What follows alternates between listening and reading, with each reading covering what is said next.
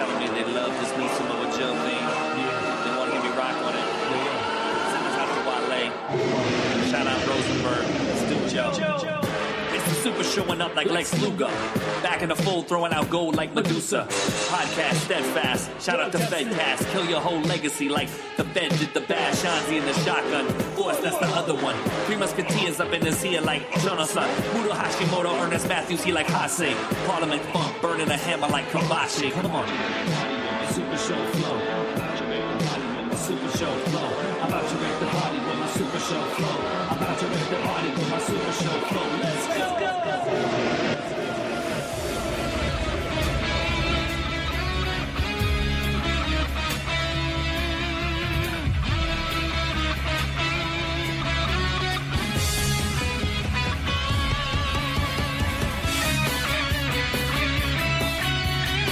Ladies and gentlemen, it's Super Show 12. If you can believe it, this is the 12th. We've been here 12 times. You have your regular shows, you have your kind of special shows, but your super shows are really super, really special. And in order for it to be a super show, we really need to have all three of those major components. I'm Shotgun Shan. I'm going to be leading the show tonight. I'm going to hand you over in just a moment to the Commissioner, Sean Cunningham. And the third element of Super Show is, of course, the Prime Minister, Luke Force. He's going to be joining us for the second half of the show. So while we're going to call it Super Show, the first half Super Show light, and we full-blown Super Show by the middle. Listen, kids, are you like me? Do you get a bit goofy in WrestleMania season? Do you get either a bit more excited than you should be or not as excited as you should be? I'm going through both those emotions right now, and we're going to get into the exact reason why as we break down our WrestleMania special. And in the second half, just out of respect for Luke Force, because I know he's going to want to comment on a lot of the main events on that show, for the second half, we're going to be looking at NXT TakeOver Dallas and doing our predictions for that as well. But look, I'm not going to take any longer. I'm going to hand you over to the man, the legend, the myth, the driving force behind Wrestling Audio Revolution. It's none other than the Commissioner, Sean Cunningham. How are you, Sean? I'm doing very well. How are you? I'm very good. I almost hurt my throat on that intro, though. Yeah, don't do that to yourself, dude. I have to, man. It's like a compulsion. I can't stop. You're worth it. You're worth it. I appreciate that, but we have a lot of stuff to cover this week, so you can't be ruining the voice this early, you know? That's true, man. So, like, before we start talking about the actual shows, what's your feeling? Like, how are you? Is your energy up? Is your energy down? I went through this weird little split thing this week where it's like, the early part of the week I wasn't so excited. I'm like, I went through the TV from Monday, and I'm like, this doesn't look good. And now I'm like, as we get closer to it, I feel that weird WrestleMania vibe that I always tell myself as I get older will go away, and it never does. That's actually a perfect way to describe it. And I've been having a very similar feeling. I've been kind of moaning and going, WrestleMania. And I sat down and I was actually talking to a casual wrestling friend of mine, describing the matches, and I was like, I don't know how good it's going to be except for this match and this match and this match. And then I realized there's probably like 3 or 4 matches on the card that I am actually excited about. So, there's still room there for the ones that I'm not that excited about to surprise me. Then again, it could end up, all going downhill. But it's just one of those manias. There's not sort of a star killer match in there. There's not one thing that you're just kind of looking forward to more than any other. So, it's kind of a weird feeling. No, the vibe has been strange. Like, to me, I know we said we'll bring it up in the second half, but I'm almost more excited for tonight's NXT than I am for Sunday. Exactly, because the build for NXT has been special, and we'll get into that when we hit that point. But it is good to mention that now so that we can see the contrast. The build to NXT Dallas has been special. There have been really special matches announced. And we'll get into, our feelings on the Mania matches. And I think we might as well look at it now. There's been some changes this week to the scheduling. And right now, the kickoff show, the pre-show, has... 2 hours long of pre-show, by the way. 2 hours long of pre-show. Is this really necessary? No. on a main show that's already, I can guarantee you right now, going to be too long. I don't know that you need a 2 hour pre-show with 3 matches on it. No, you don't. Like, and I'm not sure that the 3 matches are going to be. Well, let's get into them. Let's get into it. Yeah. The first kickoff match is what's it called? Team Total Divas against Team that's okay. Bad Yes, and Blonde. Yes, that 10 Divas match. It's called Filler. AKA Filler. Filler match. We've got Natalia Paige, Alicia Fox, Brie Bella, and our old favorite Ava Marie against Lana, Tamina, Naomi, Emma, and Summer Rae. So I'm assuming Tamina and Naomi are the bad, and Emma, Summer Rae, and Lana are the blonde. Yes, your visuals are good. There's something in there that seems discriminatory, but I'm not even gonna get into it. No. But we've got a 10 Divas match, which, I mean, a 10-man match at Mania in general is going to be a throwaway. You put a 10 Diva match on the pre-show. Do you have any hope for this match? I mean, there are some really good competitors in there, but they're going to be overshadowed by the not so good competitors in there. I mean, I feel bad for somebody like Emma and Paige, and also Naomi to a point too, who are really strong wrestlers, and you got 7 other, not so good. And the focus is going to be on the not so good. Like, that's the way it feels going in. Like Ava Marie, God bless her, trying her best, but terrible in the ring. And I mean, I still can't. What do you think her heat is? When she gets her heat, is it because people hate the character, or people just don't want her on TV? I think it's the understanding that she has said things in reality that make people believe, fans of WWE, that she really doesn't want to be there, that she wants to use WWE to get to bigger and better things, and they're insulted by that. And that was early on in her career. She hasn't continued on with that, but it's stuck with her, hasn't it? Yeah, really. And just the fact she seems less coordinated than John Cena, which is, pretty hard. And it's sort of the Roman Reigns thing again, though, too, isn't it? Like, they've branded her as the face of NXT, and probably not the face of NXT, but one of the big female faces of NXT, and with the assumption that she's going to be a face, one of the big faces of WWE on the main roster, and yet isn't really deserving of it. It's, again, they saw something there that they wanted to package, but it really wasn't a wrestling professional that they tried to package. And does it feel like it's sort of a bit of the Roman thing? It's a little bit of the Roman thing, but I think the other two things are factual. And I truthfully believe, in all honesty, and I hate to say this because it's a very odd thing, she's physically too tall in their minds to be just a valet. Yeah. Like, they feel compelled to put her in the ring because she's like 5'11". Like, that's and very statuesque. Like, before she dyed her hair red, I thought she looked like Wonder Woman. Yeah. And so I thought they're going to do something with her, but obviously they've taken it a bit too far, or they're planning to take it a bit too far. I mean, who knows if it ever gets there? I still think, I mean, her ring work is better, but that's not, No, that's better in than comparison to what it was. Yeah. I mean, I don't see anything really coming out of this 10-person other than maybe a nice send-off to Brie Bella, which I think is deserved. I do too. Where she's going to be going the next night. I do too. Have we got any more details on that? Because that concerns. I haven't heard anything. Whatever's up with Brian, they're keeping it very hush hush. Yeah. If you read anything into the documentary that aired on Monday after Raw, it may just be something as simple as he wasn't ready to be able to handle it yet. Yeah.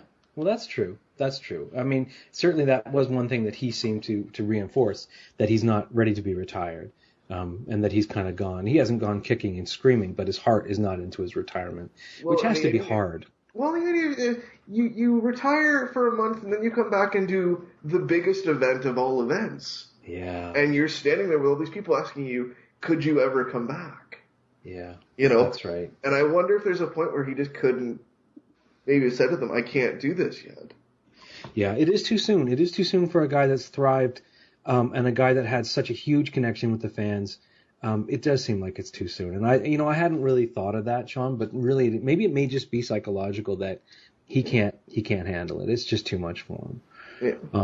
So let's just keep our fingers crossed for Brian. But you're right. This match, if nothing else, it would be really nice if Brie could have a nice send off. Even if she gets the pin or whatever, just to have a nice send off to say goodbye. Because I didn't give the Bella Twins a lot of credit when they were around full time, but they did add in their own way to the product. They were always professionals, and they had their moments. And compared to some other people I won't name, they were more relevant divas than an awful lot. And we'll get into that term diva a little bit more as we go on. Some more great news today. But yes, yeah, I'm not going to. Yeah, I would agree. We'll get to that later. Nothing's going to come out of this match except maybe something for Brie. We've also got the Usos and the Dudley Boys. It's a freshish match, but it doesn't feel fresh to me, and I'm not sure why. Because they've given it like next to no TV time to build. Is that it. Why? They've not given it a lot of time to build it. It feels like the end, even though it's really technically the beginning. I don't know. Yeah, it does. And I'm glad they're putting it out there. I think it might deserve a higher spot on the card rather than some of the other matches that are going to make the main show. But yeah, I'd like to see it because I think you have 4 really talented guys still and could get a decent match out of it. But I also think, too, I realize this, too. The second half of the pre-show at 6 is going to be televised on cable in the States, like over-the-air TV. So I imagine you put 2 matches out there to sell last-minute, like, get the network. It's that last-minute push. You're right, and they used to do that a long time ago, and they used to really make you that little free push to kind of get you in. And, since the network's come along, I've not really thought that much about them trying to promote people to join at the last moment. But, yeah, that's true. Usos and the Dudleys, there's some names there. Yeah. And it could get rough. I kind of feel like the Dudleys at this point in their career should probably be doing a little bit more. I mean, they are kind of an esteemed tag team. They are. And that's no knock against the Usos, because the Usos should be too. But I just kind of feel like it's a bit of a soft spot for the Dudley Boys, and I don't know if they should. You know what? I'm sad about it, to be honest. I was really hoping that when the Dudleys came back, that they would get that one last title run that they seemed to be hinting at when they first came back, and that didn't seem to happen, unfortunately. Or at least kind of tear through the top teams, whether they became champions or not, to really see them at a competitive level with the top guys in the tag division right now, which is still a relatively strong tag division. I would have liked that. It does seem as though they're kind of a non-issue, though, which is too bad. I mean, I'm sure that these guys are headed for trainer positions eventually. I would think so. But yeah. Good luck to them. Who do you pick in this match? Is it even worth picking? You know what I think. As much as I know going forward it should be the Usos, I'm going to pick the Dudleys. So I think it's like almost, here's one more WrestleMania win, because I don't know if they're around next year at WrestleMania. That's true. And if they're gonna, if they want the Dudley heels to kind of get over, they're going to need to really establish them to some extent. And putting them over the Usos in a rough match, I think, would be okay. Yeah. One more kickoff match. This one I'm actually looking forward to in a way is Kalisto and Ryback. I love the whole mixture of little guy, big guy, high flyer and power wrestler. They don't do it very often because, you don't usually have 2 guys that can pull it off. I'm not sure if Ryback can hold up his end, but I do think I'm going to be looking forward to what Kalisto pulls out tonight. On WrestleMania. What do you think? Yeah, I agree with you. I think Kalisto is going to do a lot of neat stuff. I think the other thing they're going to do is they're going to cement Ryback as a heel, because it doesn't work as a babyface. It hasn't worked as a babyface. So I think you use this match to cement him as a heel, and you kind of have the Rey Mysterio-esque story with Kalisto, which I think is fine. I do too, and I think it's funny that you mentioned Rey, because the more I watch Kalisto, the more I feel like the office is starting to wake up as to what they have. Kalisto, not only in stature and in style, resembles Rey, but whenever I hear him talk, there's this weird moment where I forget it's not Rey Mysterio. He has that same kind of soft voice that made Rey so distinctive. So I really hope that this continues to be a launching pad for Kalisto, because what a huge talent, and they need a guy like that. I always feel like you need a guy like that, the little guy that's the immediate underdog no matter who he's fighting.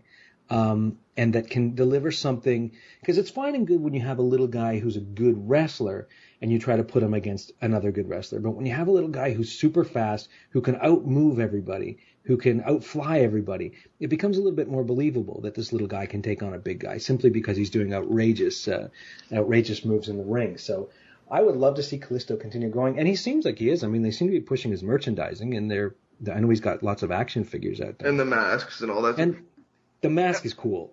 Yeah.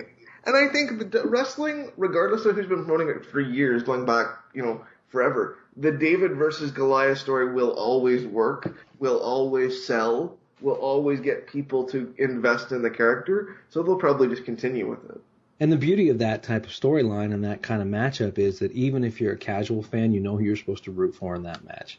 It's just instinctive that you want to kind of see the little guy overcome the giant. Not that Ryback's a giant, but he's certainly a lot bigger than Kalisto.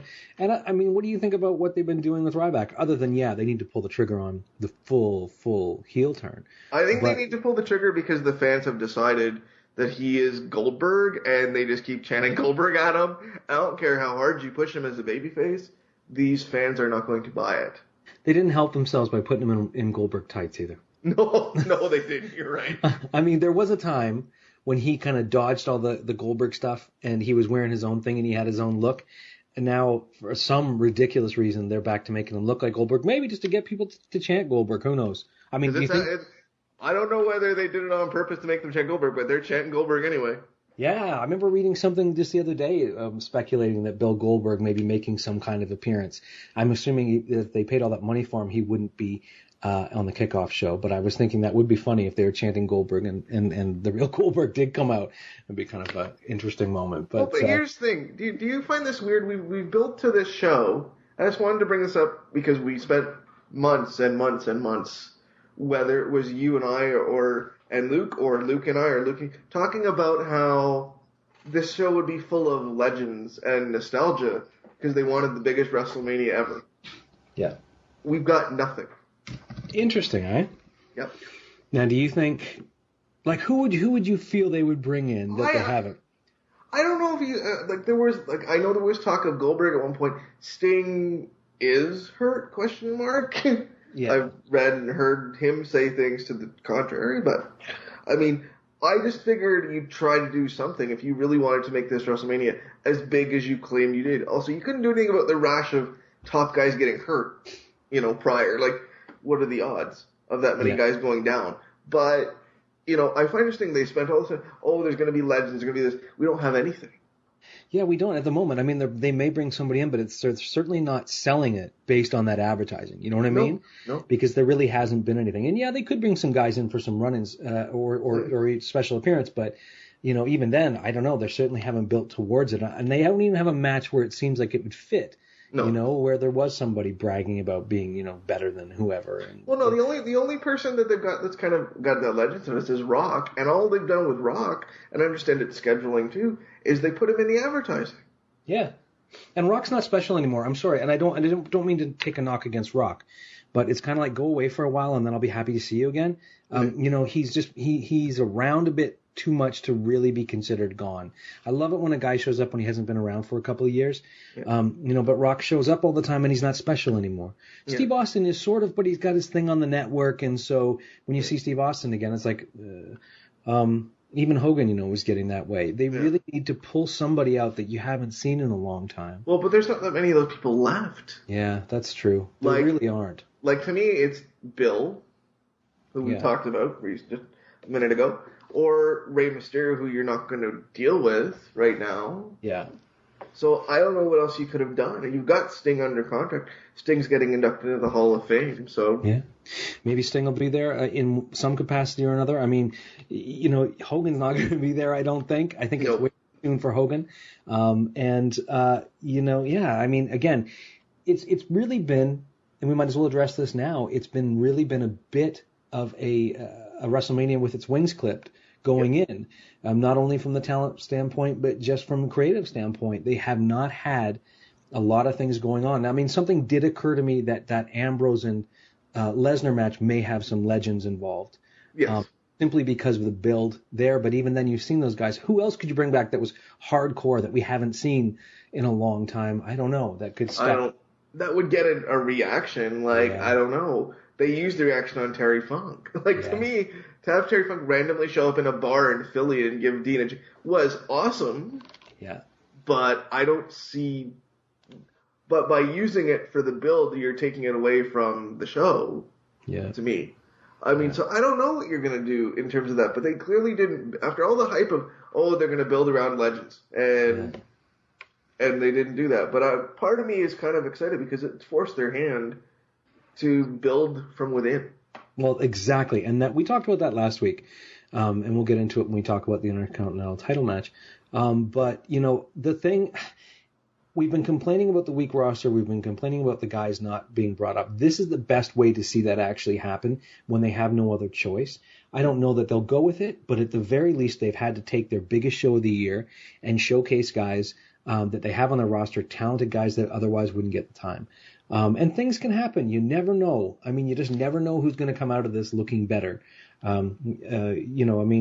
Not to use this as a terrible example, but the WrestleMania when Fandango debuted, he was huge after WrestleMania just because people got behind him. It didn't last, but I mean, there really could be. It should have. Yeah, it should have. But you never know what's going to come out of it. And I am, to that extent, excited about the doors opening a little bit wider for some of the other guys. And because that Monday crowd after WrestleMania makes that show must-watch television. I always find that the Monday after WrestleMania is generally more exciting than WrestleMania. Yes. Just because of the fallout, but also because the fans are pumped and they're usually, getting pretty rowdy, and they'll pick a guy to get behind. And I'd really love to see that be, Sami Zayn or even Zack Ryder this year. I could see it totally being Zack Ryder. Yeah, I could see it too, and good for Zack if it did. Yeah. I mean, seriously. But we'll talk about that when we get to that match. Yeah. Andre the Giant Memorial Battle Royal has been moved to the main card. Yay! At least at this moment. Yeah, exactly, right? Yeah. I mean, if you're going to bother naming it after Andre the Giant, don't put it on the pre-show. Yeah. It's kind of ridiculous. Now, when you look at most of the competitors in it, and I'm just looking for my list here, so when you look at the number of guys that are in it, it's not necessarily high profile. You've got Heath Slater, Curtis Axel, Adam Rose, Bo Dallas, Big Show, Kane, Tyler Breeze, Mark Henry, Jack Swagger, Fandango, we just talked about him a moment ago, Damian Sandow, Darren Young, Connor, Victor, Goldust, and R-Truth, and 4 spots remaining. Okay. I'm assuming some of those are going to those Wyatt family? People.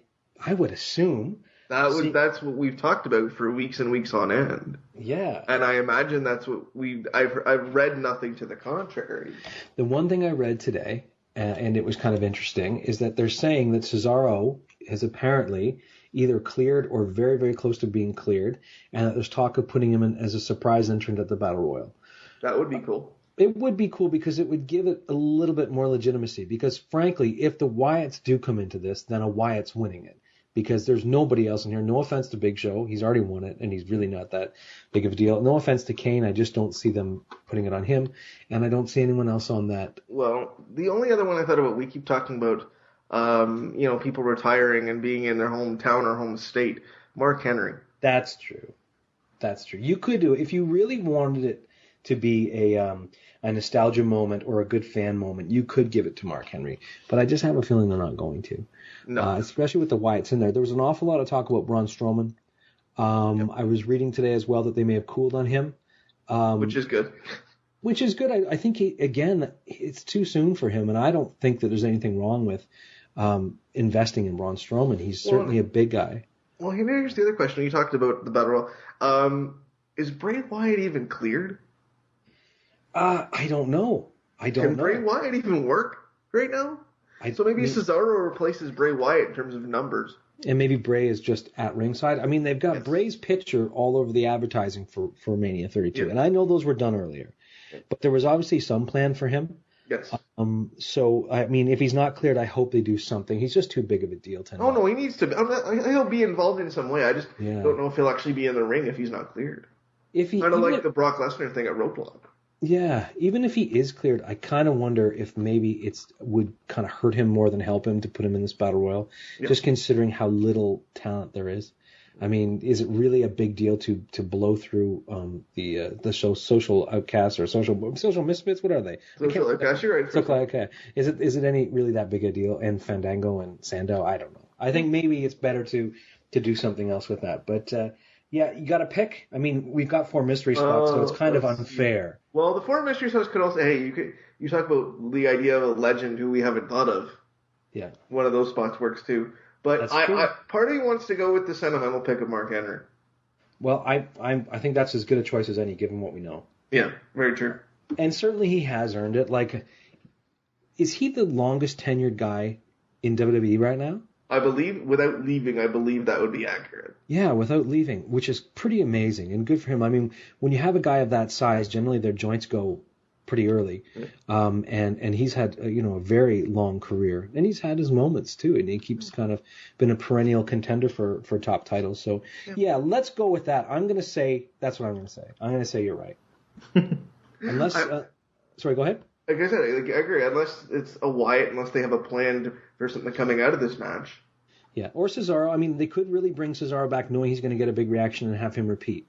Oh, that'd be huge, too. Yeah, that would be huge, and it would be nice. It would kind of like be hitting the reset button, which is what they need to do with him. Go back to that time that he won the Battle Royal and really play him out properly. But I'm going to say that your prediction is perfectly good. I have no issue with that. Okay, then we've got New Day against the League of Nations, 3-on-4. Do you know what makes me excited about this match, Sean?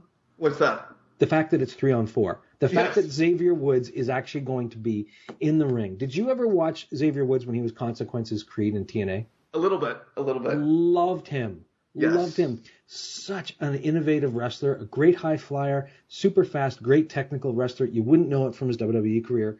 I'm really, really hoping in the 3-on-4 where they're going to have to rely on him, that it gets to be his coming out party and we get to see what a great wrestler Xavier Woods is. We already know he's a fantastic personality. I mean, if you've watched any of his internet shows, or if you've just watching the promo, Xavier is. Oh my gosh, so much talent, just oozing charisma. Wildly entertaining dude. Yes. And he plays the trombone. I mean, you can't ask for more than that. No. But yeah, so I'm really hoping that the 3-on-4 is really going to mean that they rely heavily on Xavier Woods. On the other side, we've got the strange island of misfit toys that is the League of Nations, where you've got guys that seem to be more over than they should be, and then other guys who are not as over as they should be. Agreed. I'm saying Del Rio is too big for that group. Rusev was too big for that group and no longer is. Yeah, too bad for Rusev, too, because he was a unique character, and I hope that they find a way to bring him back. I think he's being punished, as it were. You do, eh? I think there's a bit of punishment going on right now with him, mainly for the Lana stuff and the engagement and all the social media stuff that went on a few months back. Yeah, probably. Although I guess being in a big match against the New Day is not that worst punishment. But no. When is Barrett leaving? I remember hearing that Barrett's leaving. I don't know. Is he leaving leaving the company, or is he leaving to do a movie again? I thought that he had asked for his release and was leaving the company, but I guess we've never heard anything official. No. And we shouldn't maybe buy into it too much. But if he is leaving, I would not be surprised if he takes the pin at this show. I'm assuming New Day's going over. They're full-blown faces now. Well, except for one issue. If you go with WWE even booking, Kofi won on Monday. Well, that's true. So if you go with the WWE even booking, the League of Nations has to win. So, well, I hope that's not what they do, because I think at WrestleMania you need something that would come, like the kind of thing that would come out of a New Day. Oh, I don't disagree. I will forever be a skeptic of the even booking philosophy. I agree with you. And if the plan is to keep the League of Nations together, and keep pushing them forward, then I would suspect that you're right. But if they're going to disband them, which it sounds like they might, simply because Barrett's leaving, and I just don't think that the group works. Again, we've talked about how uneven it is, the kind of the level of talent that they have in that. This might be a great way to split them up. And I agree. Get embarrassed by losing a handicap match is probably, that would do it. Towards. So who are you picking then? Who are you picking? I'm gonna go with my heart. I'm gonna pick New Day because they're just too over. Yeah, me too. They're too over. Me too. You're right. They may go the other way, but I would suspect that New Day has an awful lot more ahead of them than the League of Nations does, and I think WWE is going to showcase them at the show. I mean, really, if you've got casual viewers coming in, New Day's somebody that you want them to see. You know what I mean? Yeah. If you want people to come back, you want them to see New Day, so you want that post-celebration, and you want them to look good. So I would think they're going to be one of their drawing points on this show, for at least for casual fans. Absolutely. So I'm going to stick with you on that. After that, we have Chris Jericho versus AJ Styles. Absolutely wonderful pairing of these two guys. The only problem is I've seen it about 18 times already. I'm sure they can pull something else out. The point is, should they, and what direction is this heading? What do you think? I have no idea where it's heading because I don't know how long you have Jericho there. There's rumblings and mumblings about the Balor Club circulating, as there is. I wonder if we see it there or in another match later on. Hint, hint. I want to say you have to put AJ over, but I don't know if they're going to do a fifth match at like Extreme Rules or something. Yeah. Like, there's nothing that tells me in the build that this feud will end on Sunday. That's true. I would agree with you because I thought it was over already. Yeah. If AJ wins again, it has to be done. I can't see them going to a fifth one just to have Jericho go over and then leave. Yeah. So I guess maybe Jericho sneaks one out at Mania and they do a final match. But that's kind of... I mean, I admire the fact that they put these two guys together. They certainly knew where the best chemistry was going to be. For your very first feud to go 5 matches, where you didn't go over in every match, I don't know. I mean, I'm not going to say it's bad because obviously they have some... It's not bad. It's just confusing booking because you're doing 5 matches over 3 consecutive special events, as it were. Yeah, it's not like it was in the old days when you could do 5 matches that would spread out over a year because you were on TV so rarely, and it was this really intense feud that just kept going. This has been kind of like the WWE Insta feud where I'll have you fight me this week, and then I'll fight you next week, and then we'll fight the week after, and then suddenly we've got a full-blown feud, which is kind of what they've done here. They've kind of tried to make it seem like a more tenured feud than it really, really was. But if you got to pick, knowing what you know... Knowing what I know? Yeah. If you have to pick. I'm gonna go with Jericho. I think it's like I think it's a cheap one too. Yeah, I can see that happening. I'm not going to disagree with you. In fact, I think I'm going to go with you on this because I think they're going to draw this out past WrestleMania. So I see Jericho pulling up a cheap win, like a tights or a foot on the rope or just something cheap. Like that. Something cheap to drag it out. Yeah. And again, you're right. We don't know how long Jericho's here for. This could be it. If this is it, then I think AJ's going to beat him. I've heard one more month. Okay. Well, then I'm going to say that's true. I'm going to say that's true, and we'll say Jericho. I'm with you on that, buddy. Yeah. Next is the WWE Divas title match, triple threat. Sounds like it will be the very last Divas title match because we read in the news earlier this week that they are talking now of retiring the Divas title and having a women's title. Apparently, they've commissioned a new belt, and it's going to be the women's title. Boy, that would be nice to get rid of. As it should be. Belt. Exactly. And why could you not debut that on Sunday? I think just say it's the women's title and that's it. I think they probably want to do it storyline driven, where whoever wins is going to demand that they get rid of the butterfly belt and that they want a belt. And apparently the belt looks like a smaller version of the heavyweight title. Well, that's what it should look like. Exactly. So, I mean, I think it'll more be like, well, we stole the show, we did this, we did that, and we're done with Divas, and now we're going to be just the women's wrestlers. Thank goodness. Thank goodness. You couldn't, I mean, and really, it doesn't, the silly little butterfly belt does not fit the level of competitor that they have in the women's division these days. Well, it worked when it was, and no offense to the Bellas, but it worked when it was like the Bellas and the other kind of... The Diva Search contestants. Yeah, the valets turned wrestler and everything, but not when you have hardcore, seriously talented athletes holding those titles. So I'm going to say the women's title match will be... I'm going to say it's going to be a highlight of the show. I'm not going to say it's going to steal the show, but they've obviously built it to be a top match on the show. Very important match. Very important match. They put a lot behind it, and they picked 3. I mean, these are all 3 newcomers, too. Well, that's what I was just going to say to you. Think about, we all talked about back in August when they did the quote-unquote Divas Revolution. They coined that wonderful term that made us all crazy. But if you look at it now, we've gone forward, we're 7 months forward, and you've got every other diva that didn't have the awesome training in the 10-woman match on the pre-show, and the 3 divas that were that tippy top that everybody said, oh my god, they're awesome, what are they doing, are wrestling for the Divas title at WrestleMania. Yeah, all 3 of them in one match, and you're right, they really have separated. Now, I mean, Paige has ended up, But she's ended up in the other match. But still, you're right. They've definitely separated out the top competitors from the rest. And that's something that they were always missing in the Divas division before. It was just like, well, if you're a diva, you're all on the same level. We'll just throw you all into these matches together. And you'd have your top characters and your small characters all working together. But you're right. They've split this out into the elite. And I think it's going to be a hell of a match. There's a great mixing of styles. These girls all know each other very well. So yes. I'm assuming they'll be playing on some of the spots from the past, and certainly working, together to give us something new. What are your thoughts as far as who would you pick, and how do you think it's going to go down? See, here's the thing. Originally in my head, there's the bias of what I want, there's what they're doing, and then there's some other political inner workings. For those who don't know, Snoop Dogg is the first cousin of Sasha Banks. Yeah. Okay? Snoop Dogg's going to be there. He's going into the Hall of Fame. He's going to be there on Sunday. So it would look really cool if you put it on Sasha Banks. That's the first part. The second part is the Charlotte and Ric Flair act is super, super hot. You could always stick with that. And then there's the bias that I have of A, what I want, and the second part of that, B, is if you look at WWE even booking again.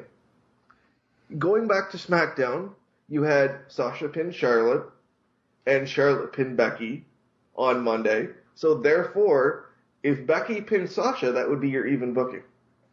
I would agree there. And look, is your heart telling you if you could pick who you wanted, are you picking Becky? Yeah. That you and I have exactly the same opinion on this match. Yeah. Exactly the same. Putting Sasha over. Sasha's hot enough right now and fresh enough right now that it would work. Keeping it on Charlotte drags out, and in a good way, drags out the Ric Flair legacy of I'm not letting go of this title no matter what I have to do. And that would work. Putting it on Becky because she's so over and because she's such a fresh, kind of cool, interesting character. And I think of the three, the one who is the best to put in front of the camera for fans that don't know WWE, because she's so well spoken and she has such a great personality that translates to the crowd, that would work really well too. So it's kind of like a no lose situation. I mean, I can't remember a match, especially a triple threat or a multi-person match, where I kind of looked at it and said, whoever wins is bonus. And they're still ahead. Yeah. They're still so far ahead at the end of the day with this match. Yeah. Oh, yeah.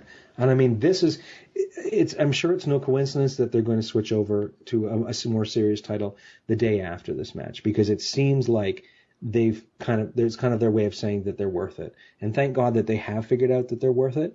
I mean, if you've watched NXT over the last 2 years, the women's matches were, usually the focal point of their shows. And this is on a show where you had so much talent. So to be able to say that about the women, and now, I mean, so many of them are up now on the main roster. I'm really excited to see Bayley up there when it's time. I think that'll kind of shake it up. But I'm glad they're waiting. Yep. And the other thing is, I think Paige and Emma will get elevated into that higher tier group too eventually.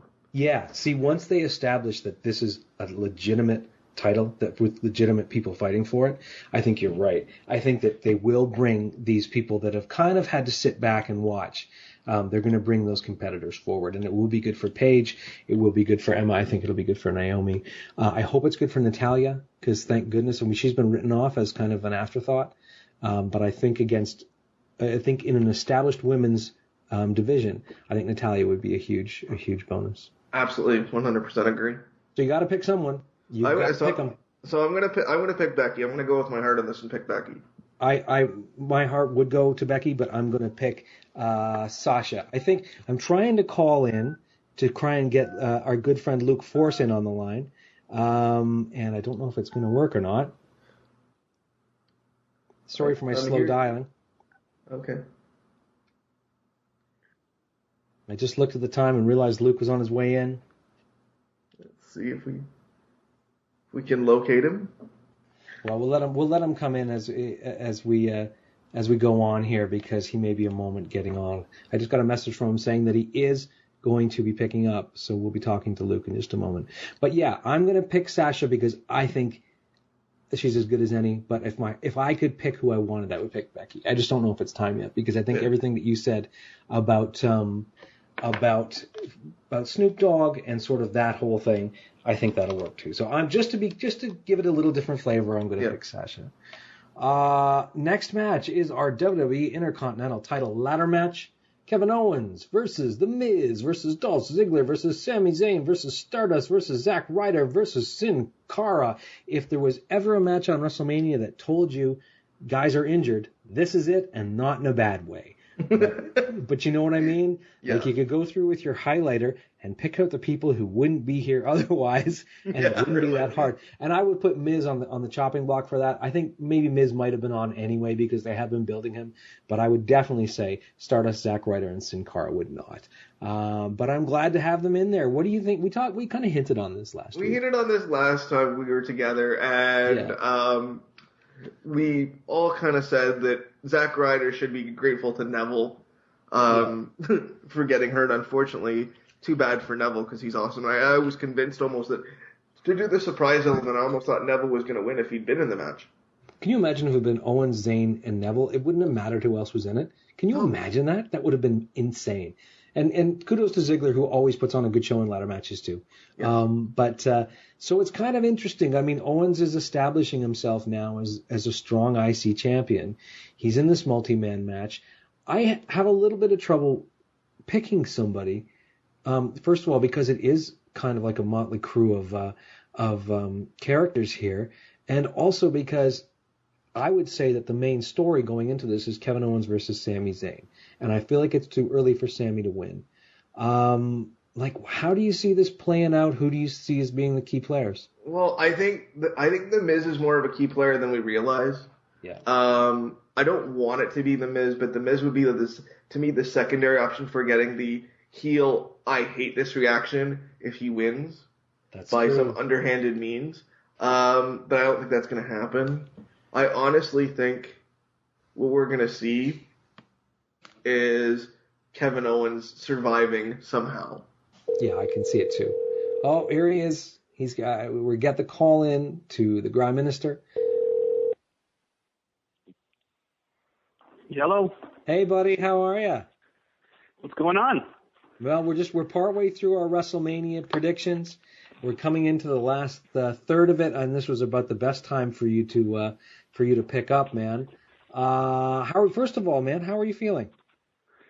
Well, the weekend's finally here. Can you believe we're finally doing the go-home show for WrestleMania? It just seems like we did this yesterday or the day before. No, crazy, man. Crazy. Sean and I kind of started off the show talking about how we were just feeling in general going into the show. Overwhelmed, underwhelmed, too excited, not excited enough. What's your state of mind heading into this sort of non-WrestleMania where are we in the card right now? We are just talking about the Intercontinental Title ladder match. Sean and I were just making our picks. We've covered everything from the rest of the show. We still just have the Dean and Brock and the Taker and the world title match left to go. But right now we're talking about that Intercontinental Title ladder match. All right. Well, just to answer your question about where I'm at right now, just in general with WrestleMania weekend now upon us, I'll tell you one thing. I'm very excited about NXT TakeOver tonight, but I guess we'll be talking about that. You guys haven't gotten into that one yet? We have not yet. We were saving that for the second half for you because we didn't want you to miss out on it. Great. Okay, and I really apologize to you and to all the listeners that I wasn't able to be in studio for this one, but I'm sure you guys have done a great job, as you always do. And I'll be back with you in studio next week when we talk about WrestleMania, everything that happened, all the matches and all the fallout and the behind-the-scenes things and everything else. Going into this, it's weird, isn't it? Like, as much as you don't think that it's getting to you, when you get to Friday night, you start to feel it, no matter what. If you're a wrestling fan, as long as we've been a wrestling fan, especially one that was raised on this product in particular, New York is what raised us as wrestling fans. I don't think any three of us grew up on Crockett necessarily. I mean, we may have seen it here and there, and even Turner, we'd see it here and there, but for the most part, this was always our product. So, it's a tradition, and you always start to feel it, I think, come Friday night, Saturday night. And, to be quite frank, this week's Raw, I thought was actually pretty good. Like, it did a pretty good job of getting a few things jump-started a little bit. A very strange build this year. A lot of wasted television, it seemed to me. It seemed like it's a lot of wasted minutes and a lot of wasted opportunities. But this week, I don't know what you guys have said so far on the show, but I thought they pulled it together all right. Not great, but all right. Yeah, I think at the beginning, really, Sean echoed what you'd said about kind of feeling down on it at the beginning of the week, but as it creeps closer to the weekend, getting that little burst of energy, right, Sean? Exactly. And with everything that's going on this weekend, it's like WWE has turned WrestleMania into not just that one day of a show. It's the whole weekend of everything that makes you excited to be a wrestling fan.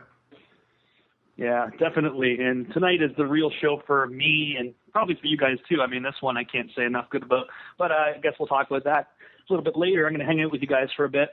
I won't talk about the Shane Undertaker thing. I'll wait until we get into that match. So just why don't you quickly just take me through the card, and I'll just give you a quick thought here, just so far what you've talked about. All right. Do you want to do when does the pre-show start, Sean? The pre-show starts at 5 p.m. And tonight's takeover starts at 10, right? Yes, it does. Okay. Just making sure I got all my times right. Yes, there you go. Do you want to talk about the kickoff show matches or skip them? Well, I mean, Kalisto versus Ryback. What were you guys saying about that?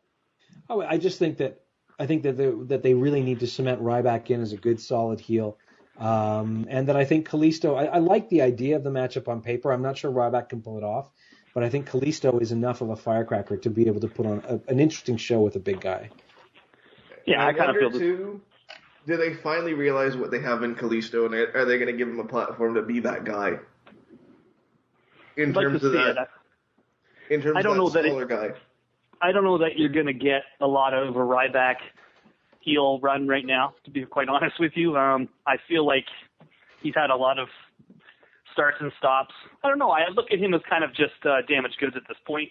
It doesn't matter what tights they put him in or what kind of little twists they put on his character or on his look. I feel like Ryback is Ryback. It's an intriguing match, though. But I won't waste too much of your time talking about that one. Are we making predictions now, or are we doing that? Yeah, we did our predictions. We've done predictions along the way. I mean, I hope Ryback doesn't win, but let's just say Kalisto. I'll go with Kalisto for that. For the Battle Royal.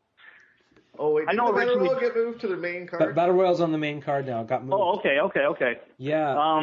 There's 4 spots open that are mystery spots. Obviously, there have been no Wyatts announced for it yet. There was also news today that Cesaro's close to being cleared and maybe a surprise entrant. Right, I heard the same thing. So even if he is, I don't think he'll win. I know that it was originally slated to be Braun Strowman. Yeah. I've heard that is in the Wrestling Observer newsletter this week, there was something about that saying that they've kind of changed their mind on him right now. And it was the Dean Ambrose match in Philly that they were kind of like, let's slow our roll here a little bit with this guy. Yeah. So I don't know that I necessarily still anticipate that Braun will win, but if not him, then is Bray going to be in it? I don't know. I guess we're waiting to see. I mean, what's Bray's medical condition right now? Is he cleared to wrestle? I know he was struggling with some injuries. Yeah, I believe he's been on the road. He's been at least in tag matches and stuff. So I don't know. I don't know that for a fact, but I think he's not. It's not anything serious like that.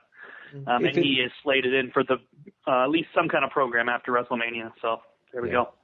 Well, the other option that we talked about is a nice send-off for Texas's own Mark Henry too. Yeah. This thing really doesn't matter. I think we've all realized that by now. Yeah. The only way I think it matters is if they bring in a surprise and they really want to put them over. Either a guy debuting or somebody making a return, and they want him to make a big, make a big splash. They might do it there, but otherwise, it's probably just going to be a lot of lower card guys fighting each other. So but expectations are low for that thing. I would think so if I'm making a prediction, I don't know who's all in it, but we'll just go with Bray Wyatt for that. Why not?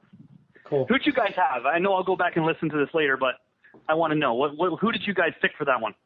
Hell, I don't even remember. We both picked Mark Henry after great Mark Henry, right? That's right. After great, what are we doing? We picked Mark Henry based on what we knew and not on the 4 mystery spots. So, pick Mark Henry. Right. Okay. New Day versus League of Nations. I'm not going to say there's a lot of rumors, but there's definitely been some speculation as to a mystery partner that will be joining and evening the odds I think a lot of people really want it to be The Rock, but I still think, here's the question. I guess this is the real question. Rock has been given the freedom to pretty much book his own segment at WrestleMania, and they pretty much just left it up to Rock to decide what he wants to do this year. And I could definitely see him saying, well, I want to be with the New Day. That's a hot act, and I think it'd be pretty damn cool to see him standing there with them. But again, what does this do for the insurance thing? I think that he could probably come in and get tagged in and drop an elbow, though, without there being too many insurance problems, wouldn't you think? I would think so if they play it down. I mean, the only thing I don't like about that is I was so excited to hear it was 3-on-4, meaning that Xavier Woods is finally going to be in the ring, and he's such a great wrestler. So, I'm okay with that, but I would hate to see Rock overshadow Xavier having his moment back in the match. But yeah. Well, also, considering they're going to be a babyface act and already are pretty much, they are right now. I think that's actually pretty. What's that? No, you don't. No, but it's you're at WrestleMania. This is not a matter of you need this or need that.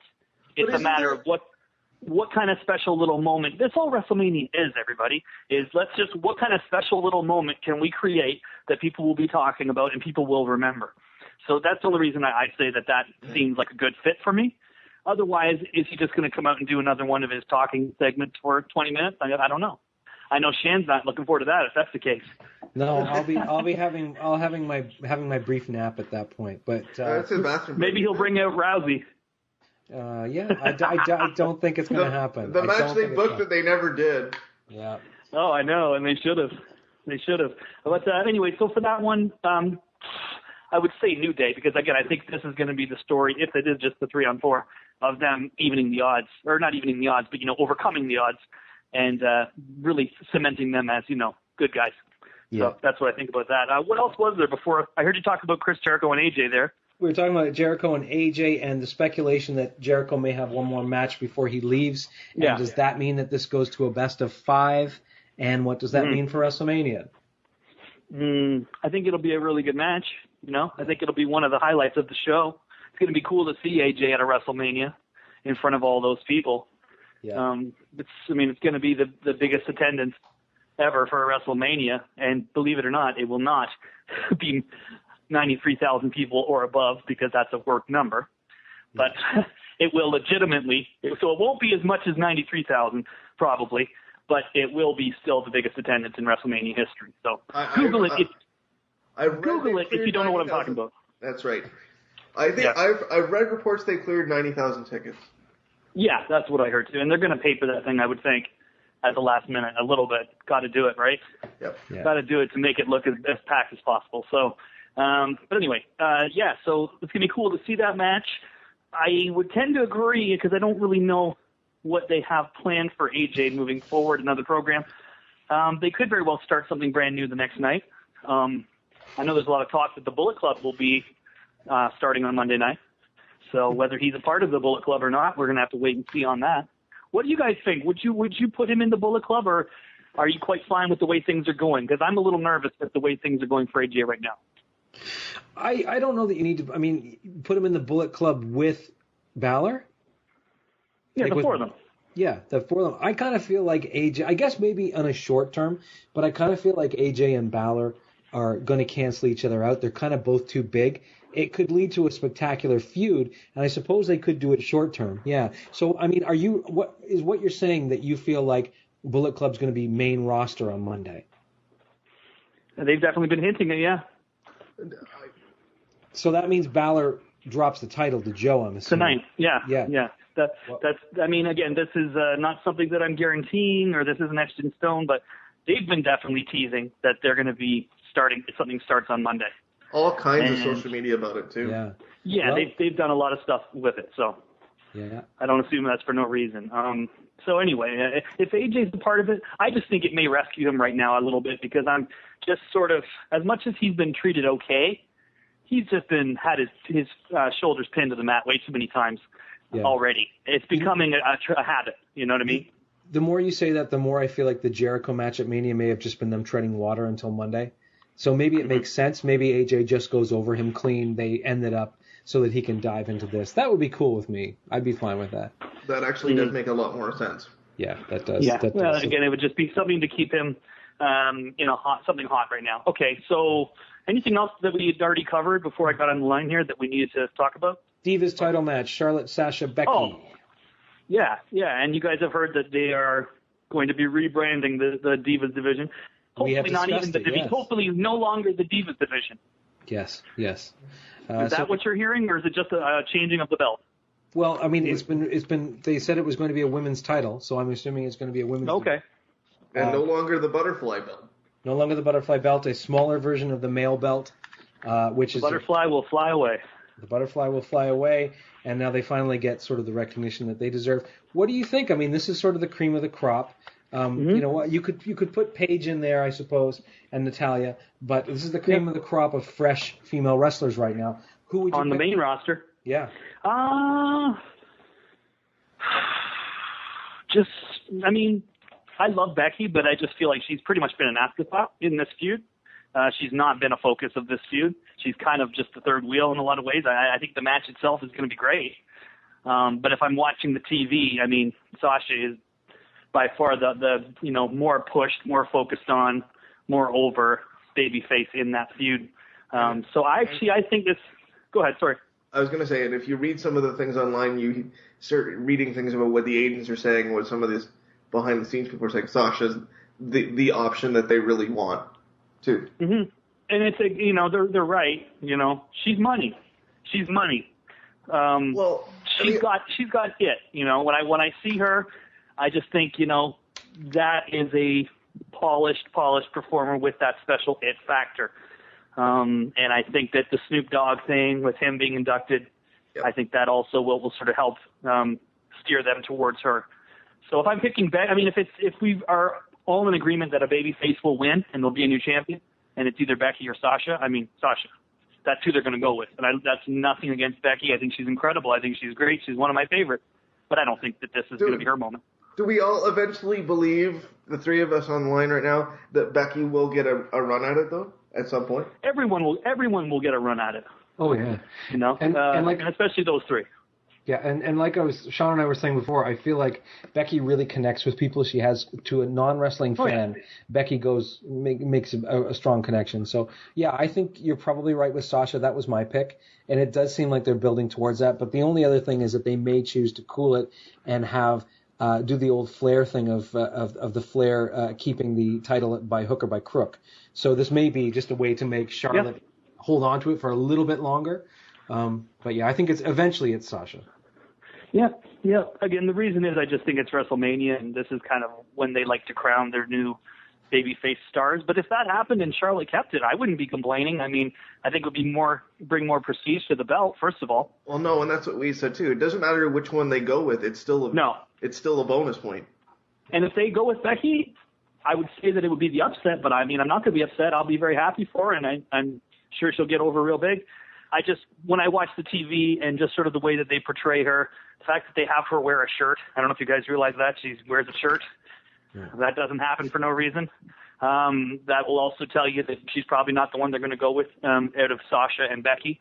So I just get the feeling it's probably Sasha's time, and have Snoop Dogg come out at the end and celebrate with her. I mean, that's, like I say, WrestleMania is not necessarily about anything more than the moment.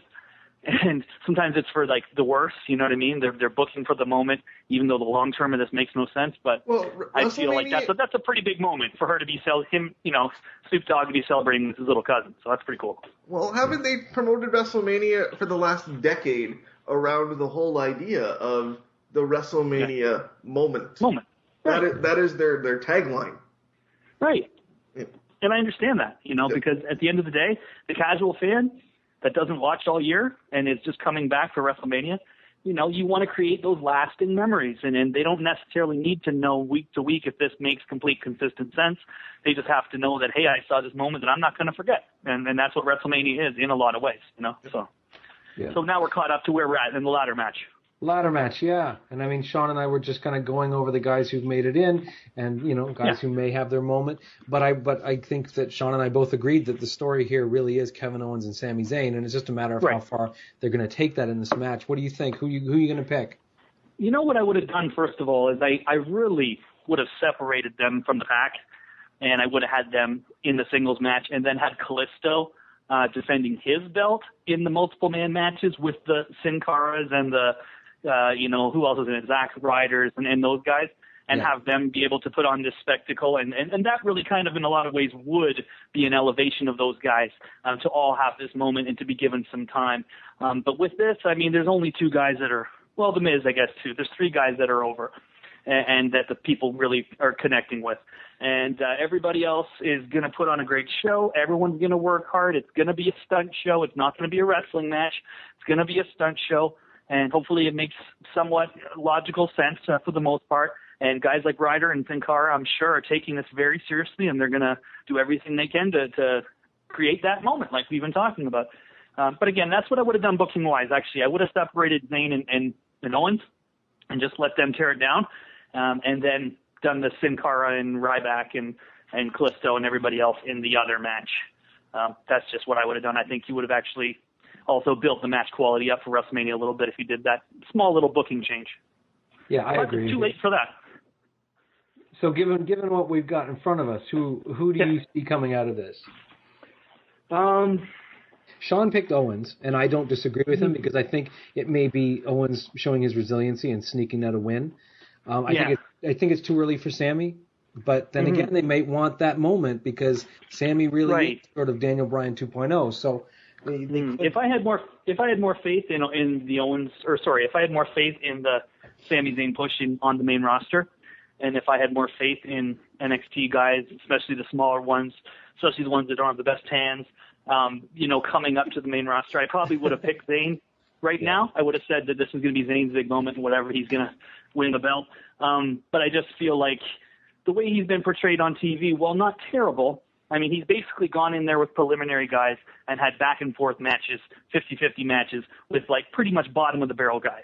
Stardust. That's not the way. That's not what you do to build up a new star. Now, will he be one of the guys that starts at the very bottom and crawls his way up that main roster, and by hook or by crook, whether the management likes it or not, becomes like the Daniel Bryan? I think that's quite possible. He's got everything you would need to do that. He can connect on the promos. He's great actor. Like, he's got great facials and great reaction, natural instincts. But I think right now, no, I don't think there's big plans for him. I just hope that him and Owens do get a singles program coming out of this. That's all. I'm assuming that's what this is building towards, honestly. I really feel like they're going to have little moments together in this match. They're going to have the fans going crazy, and then they'll hold on to it for later. But so you pick Owens then? Is that who you said? Yeah, I would have to say Kevin Owens. Yeah, I think we're unanimous on that. You aren't changing your vote, are you, Sean? No, sir. Oh, then we're all three. We're all in on this one. Next match is what I think is going to be the match of the night. It's certainly the match that has got the biggest buzz for me going in, and the match that when I think about WrestleMania, I get excited thinking about what they're going to do with it. I also think it's going to be the biggest spectacle and have the biggest level of presentation. Is Brock Lesnar and Dean Ambrose in a no-holds-barred street fight? Other than chaos, what do you predict for this match? A live colostomy. According to Mr. Heyman, yeah, that's what they're calling for. Oh no! Let's hope. Yeah. Is that the right word? That is the right word. Okay. I know the colostomy bag. Right. This is going to be. Like that. Yeah. Brock's going to mysteriously get collar in this match. Yeah. Probably from the ring post again. Every time. How many times can you hardway yourself, So he's going to probably do it again, and it's needed for this match. I mean, you can afford the fine, whatever. Yeah, Isn't there a fine for that? If you're not Brock Lesnar, yes. Who's going to give him the fine? Yeah, that's true, yeah. Do you want that job, or are you going to go up and put the fine in front of him, give him the paper? No. Not in a million years. Well, and we all know there's different rules for top guys a lot of the times. Although it's not always been the case. There has been times when top guys have been fined as well. So especially a match where they're promoting it as chaotic and violent. And yes, unless he blades himself, I don't think there's any risk of him getting a fine. If he just goes head first into something and gets split open, even if it is intentional, I don't think there's any way you can justify you calling him out on that. Brock's like the new Bret Hart in that way. Yeah. He'll do it in a way where you got to question, was that hard way? Or is he working me, Randy Savage and Ric Flair at WrestleMania 8 got fined. And Bret Hart, because Flair blatantly bladed on TV. And Bret Hart early in the night had also bladed, but he did it so, discreetly that you really couldn't prove it. So Bret never got fined, and Flair and Savage did. This is going to be a crazy match. I don't know. Again, the chainsaw, how much that'll be involved.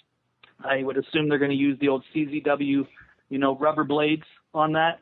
Yeah. And maybe Byron Saxton will slip him a blood capsule. Who knows?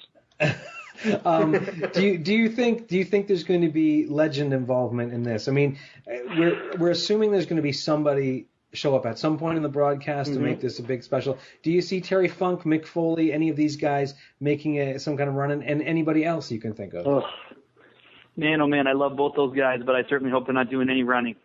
Yeah, that's true. Look, I think the best thing to do is to put them in the front row, sitting together, cheering him on and keep on showing them on camera. And don't get them involved. They don't need to be involved in this match at all. Don't think they jump the barricade at some point? If you put them there? Hell, I sure as hell hope Terry's not jumping any barricades. Or Mick. No, I don't think them physically getting involved will enhance this match in any way.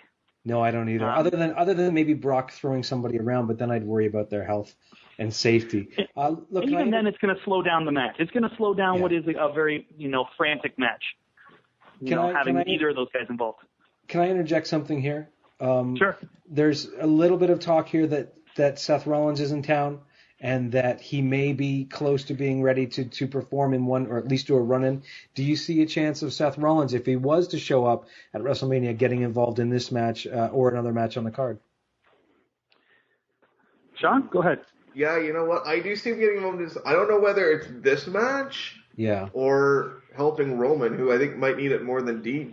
It makes more sense that he would be involved in the Triple H match. But just as I was thinking about people that could show up, I do know there's been talk about Seth Rollins. Whether that's just idle talk or whether there's anything behind it, because I don't remember what Seth's recovery time was, but I do believe that he wasn't going to be ready for Mania. I agree with you. I say just let them fight. If anybody does get involved, it should just be somebody that's getting thrown around or threatened and not getting involved in any other way. Who do you pick in this? Because it really is. I mean, on paper, Brock should just rip him in half and flush half of him down the toilet and kick the other half into outer space. But then again, Dean, they're pulling that crazy man stunt, and I would like to see Dean take it. But what do you guys think? Luke, you want to take this first? Well, I mean, I think people know how I feel about this. I think it's going to be an incredible match. I certainly hope that they're given the time that they deserve. Win, lose, or draw, it's a big moment for Dean Ambrose, the biggest moment of his entire career, to be in a match, second, third from the top against Brock Lesnar, who really doesn't have very many matches with very many guys, especially at WrestleMania. I mean, that really tells you, where they see Dean on the card these days. But with that said, I don't know if they're going into this with any real plans to push Ambrose other than to really build him up as look how much punishment this guy can take. And he has really been over the last few weeks built up as sort of the new hardcore guy. I really wish they had done a lot more, though. Every time he's gotten in there with Brock, he's just been treated like a child. And this week didn't really make a lot of sense. Well, and I say that he was treated like a child, and then this week he brings out a little red wagon.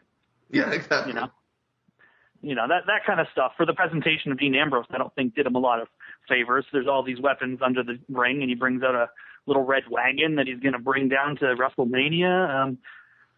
Collects his weapons and leaves, and doesn't even acknowledge that Brock is standing there. It's the same thing that Vince does a lot of the times when it comes to creating an edgy character. He always tends to, just because he's so over the top himself, his personality is, that I think Vince just always has to go over the top with everything. And you had a guy that could be kind of, really, if marketed the way that he should be, I mean, he's a little scary. Dean Ambrose is a little scary. Even when he's hanging out with you, when he comes to the radio station to do an interview and he's being friendly and everything, but you can tell this guy's somebody you don't want to cross, because you don't know where he's been. The old Jake Roberts line, how can you know where I'm going when you don't know where I've been? You don't know where Dean Ambrose has been. And that makes him a little intimidating, but it just seems like more times than not, they don't really present him that way. They present him as a wacky, over-the-top character, which he doesn't need to be. So that's kind of the way I felt. He's been wacky, and Brock has just dismantled him anytime he tries to get in there. But I think the story's going to be that he's just tough, and he won't quit, and the story's going to be how much punishment he takes. What do you guys think about that? It's kind of a no-lose situation for Dean, because if he wins, it's an incredible accomplishment. But at least if he hangs with Lesnar, he's got a certain amount of credibility coming out of it as well. So I agree with you. I think it'll probably be Lesnar. I'm going to just say Lesnar because I think, again, Brock wrestles so rarely. I think he does need the wins in most situations. But yeah, I think Dean's going to come out of it looking good one way or another. I think it'll be a good fight. Let's put it that way. I almost see them using the Stone Cold formula with Dean, going back to like WrestleMania 13, I think it was. Yeah. Whereas like Dean takes a beating, won't quit, gets pinned anyway, but refuses help to the back and walks out and becomes that guy. You could even have him put him in the Kimura and have Dean pass out from the pain. Yeah. You could even go that far with it if you wanted to. And I particularly think that's the best way to go, is to have Dean not quit, hang in there with the beast. And it's a victory in defeat. I would say that's probably my prediction. Did you also predict Brock, Sean? Brock's gonna win, but Dean will come out looking the better of the two. Again, we have to book what we think is going to happen, not what we wish would happen. That's the rule with predictions. You got to book and try to be right. So I'm going to try to be right, and I'll say Lesnar. Yeah.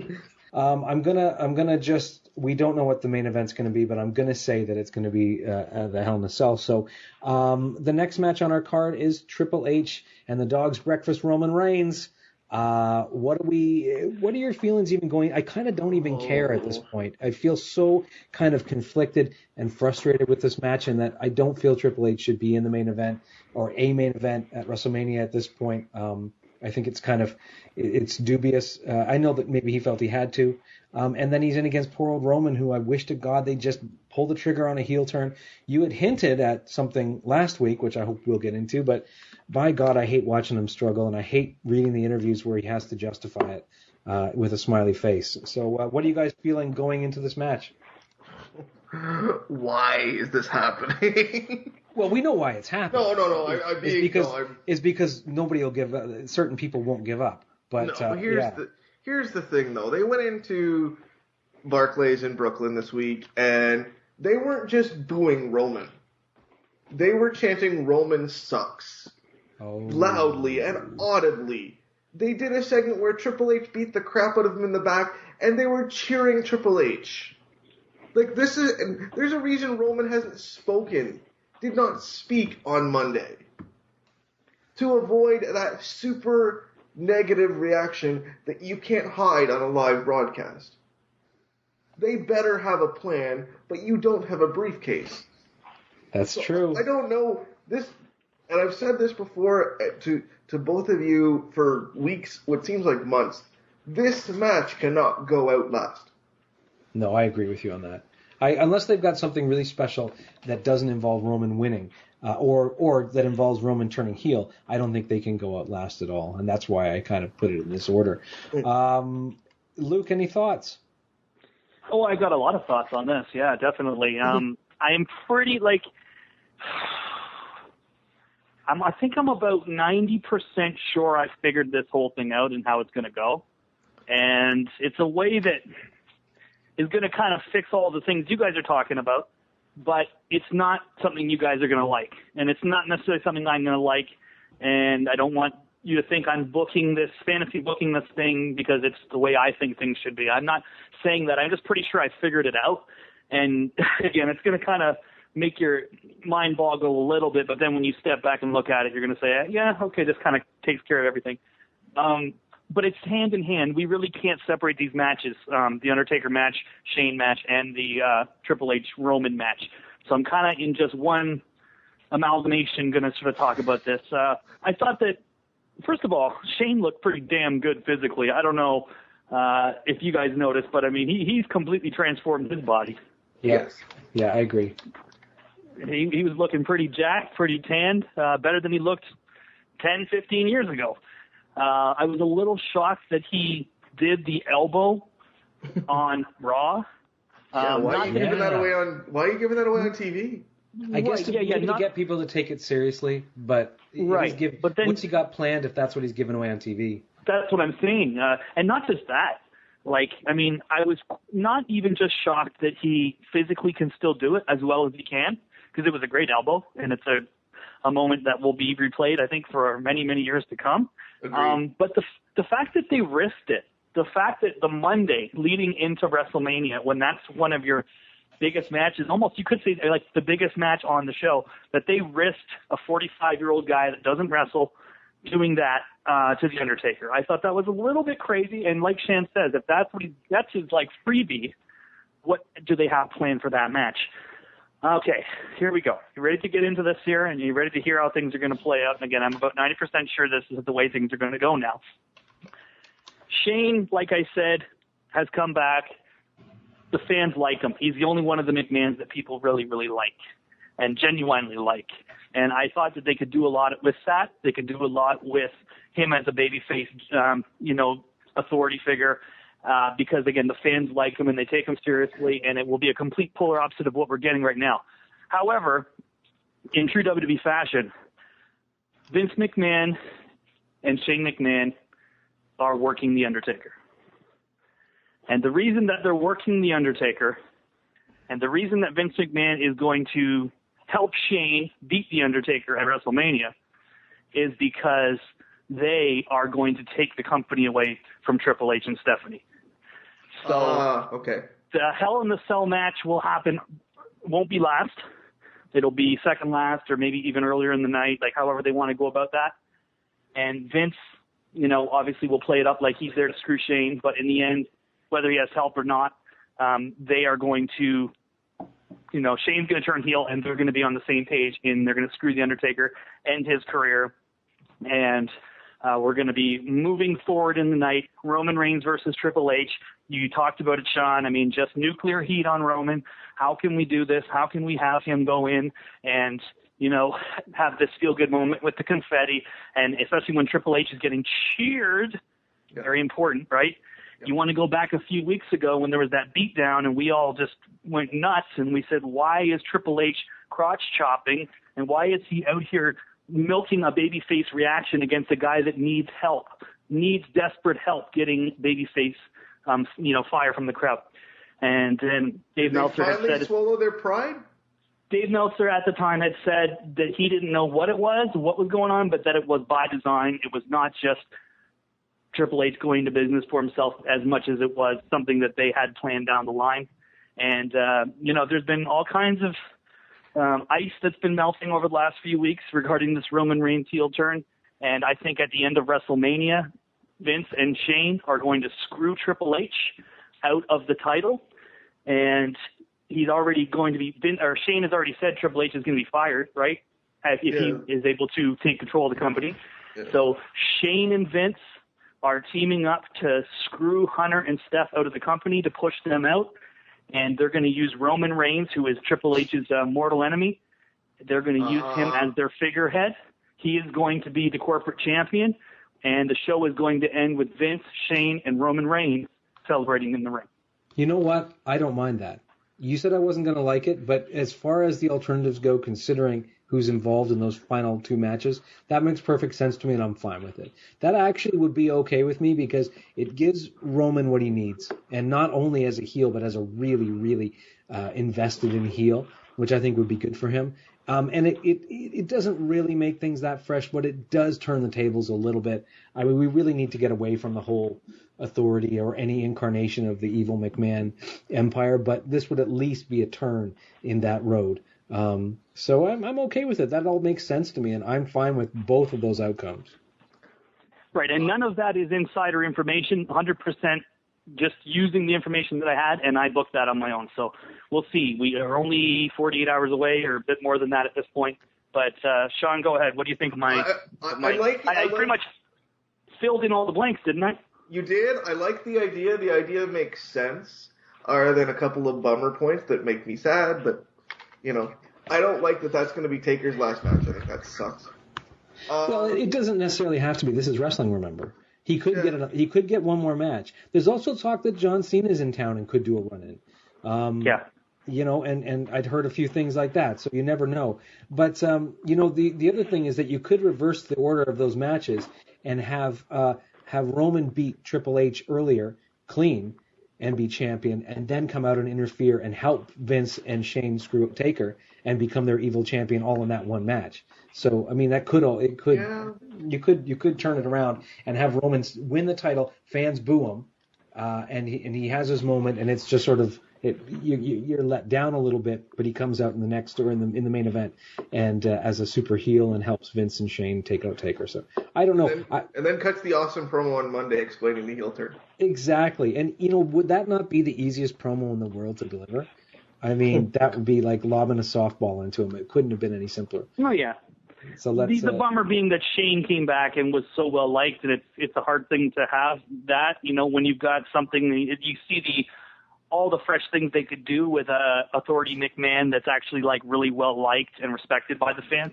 But in typical WWE fashion, I really do feel as though Shane and Vince are going to screw Undertaker, and then the main event is going to be the title match, and then that's going to be the continuation of this new thing. So, and then Hunter gets to be a baby face because that already seemed to be happening anyway.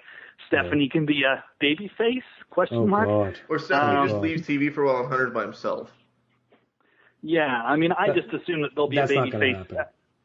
Yeah. Stephanie's in that not way, going to leave TV. Yeah, I don't think so. Well, what is the status of Shane after Sunday or Monday, though? Nobody really knows. I mean, really, he had just signed actually, I don't even know if he has a contract. I heard sort of conflicting reports about that. But just as a TV character, basically up to WrestleMania, but that doesn't mean anything. You know, that doesn't mean that they don't extend that or that they don't just keep rolling with it. So, yeah, I think he'll be available. Right on. I think he'll be available. And I don't see how you do this and then all of a sudden write him out. I really don't. Right on, guys. Listen, we're creeping up on the 2-hour mark here, guys. I think we should make the leap over to NXT TakeOver Dallas because I think there's a lot of stuff here that we're excited about. You guys okay with that? Yeah, for sure. Do we want to talk? Sorry, go ahead, Sean. I was going to say, this is the true wrestling show of the weekend, in my mind. This is the show where you're excited and there's nothing that you're dreading. I mean, there's nothing on this card that I'm dreading. Everything looks good. And do we want to talk undercard or we just want to talk the main events? Well, we can go through the card. Sure. Apollo Crews and Elias Sampson, Luke's favorite wrestler, Elias Sampson, against Apollo Crews.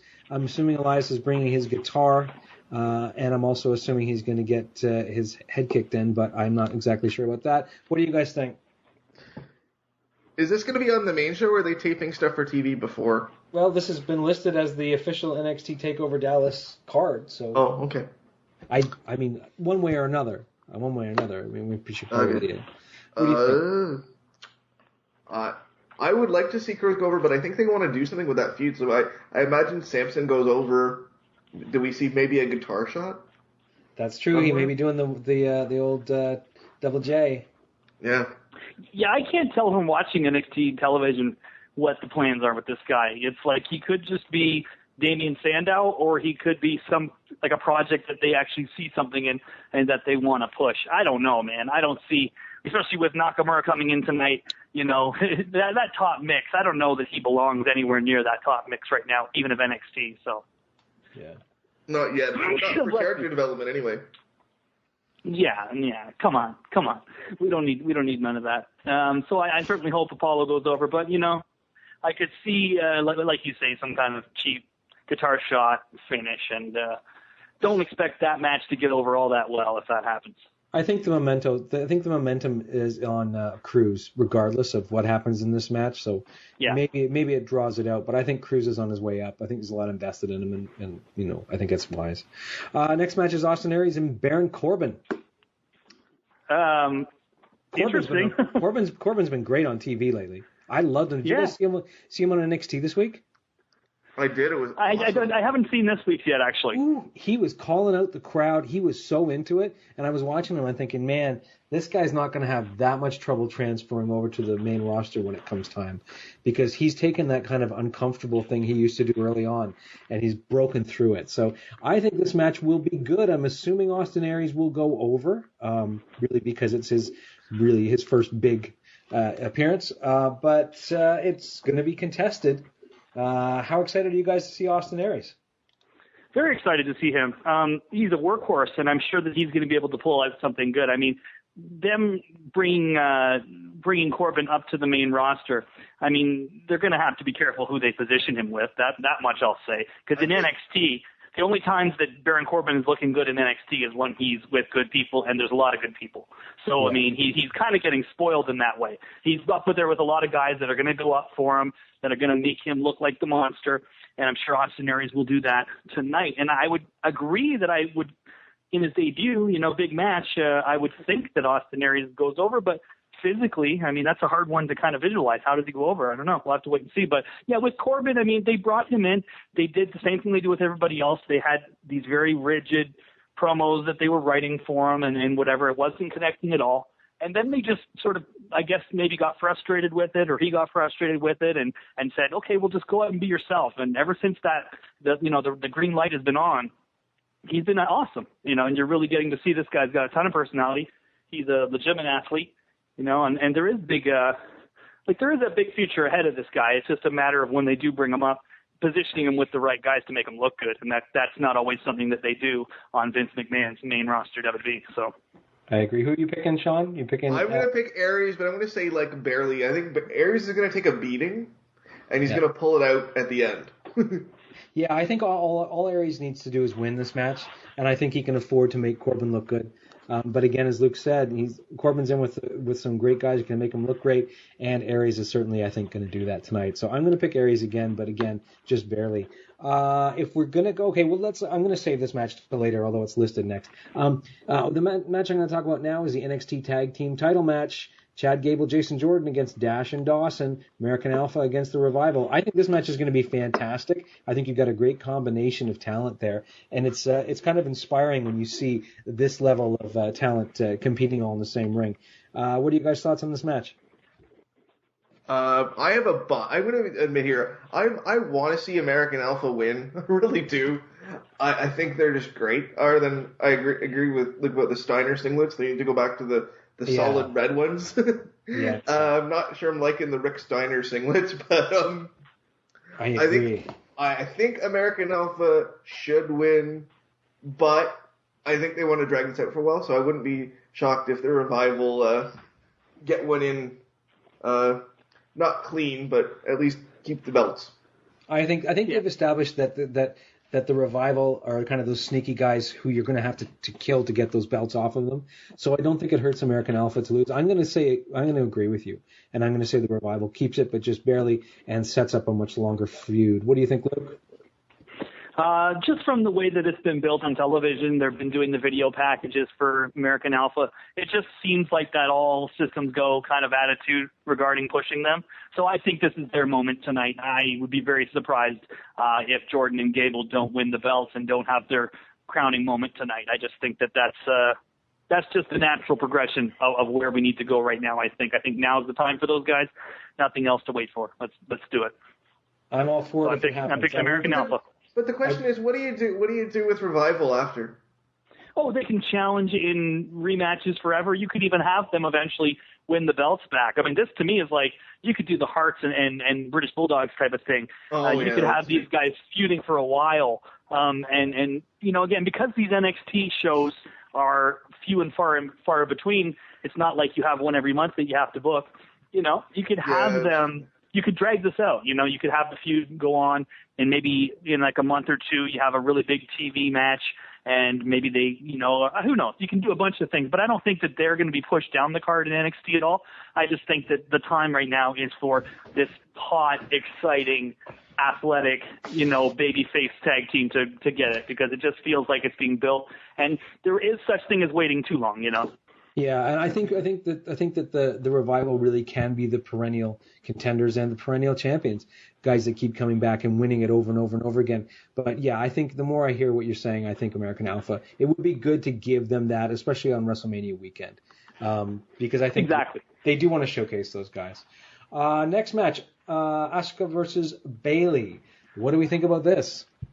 Guys, I can't even tell you which one of these matches I'm most excited about. I know. I will tell you that the tag match has me extremely excited talking about that. I just stood up talking about it. I've been pretty much sitting down for the rest of the show, but once we start talking about American Alpha and the Revival, I'm standing and I'm pacing around and I'm smiling.